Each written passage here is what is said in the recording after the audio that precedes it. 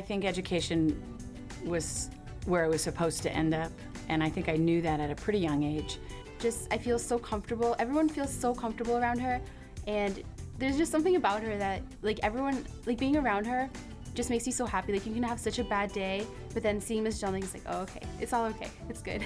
She teaches from the heart. She has passion. She loves what she's doing. So that is one of the special things about her, is her warmth and enthusiasm that just envelops you. And because of that, they also learn a tremendous amount from her. Just her belief within her students and her support and confidence has really made me improve dramatically as a writer. Do you read a lot of Pulp Fiction, or do you just watch a lot of really good movies? Because your dialogue is incredible. And so Jeanne pulls the best out of any student. I think I've improved a lot through her class. She's able to capture the attention of every single student in the classroom. Projection, enunciation, inflection, you are living that text. A kiddo coming into class, period 5, she's not gonna say, oh please, Mrs. Jelnick, let's do sonnets. You've gotta engage them. Once they're engaged, they inspire themselves. I don't need to do that. I just need to hook them and let them go. She was a theater major, so that definitely helps a lot when she's reading Othello or Much Ado About Nothing, because she performs it as if she's on stage, so it definitely wakes us up and makes Shakespeare a lot more interesting. Romeo, there dead, was husband to that Juliet, and she, there dead, that Romeo's faithful wife. I married them, and their stolen marriage day was Tybalt's doomsday.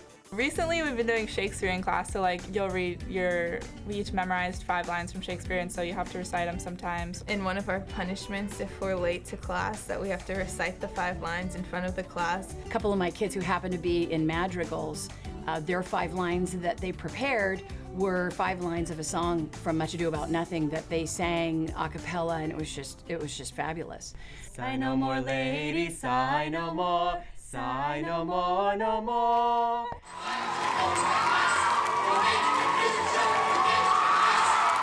One of the most important events we do here at University High is the Faculty Follies. Kids just love it. They just love it. It's ridiculous. It's so funny. Tickets go like crazy, and they scalp them, and it's pretty funny. Every 3 years, we put on a show to raise money for a scholarship that connects the staff and the students in a very unique way. And Jeanne was one of the founders and original producers of that show. When you see them on stage, you see them as a person more, and you get to see them having fun. That's my little honey bun. He loved a honey bun tonight. One more thing I think you should know about Jeanne is that Jeanne is the originator of the Pink Ribbon Clubs in the high schools around the country. Here at University High was the first Pink Ribbon Club ever. My mother passed away from breast cancer in the mid-90s, and I became very active in the community. Pink Ribbon Club is a club devoted to breast cancer and just promotes breast cancer awareness. And the idea has now spread across the country, and high schools around the nation have Pink Ribbon Clubs. And I've fallen in love with Pink Ribbon Club through her. So we basically just fundraise a lot for breast cancer research and spread awareness, and we put on the annual fashion show every year. So it's a fundraiser. They sell tickets, they have a silent auction, and all of the money goes to Pink Ribbon charities. So it's a huge source of honor, not pride, honor, that I have been involved with an organization that really is incredibly instructive. So it's a good thing. It's a really good thing. I know my mom thinks it is. You know, there is really no such thing as a gifted teacher.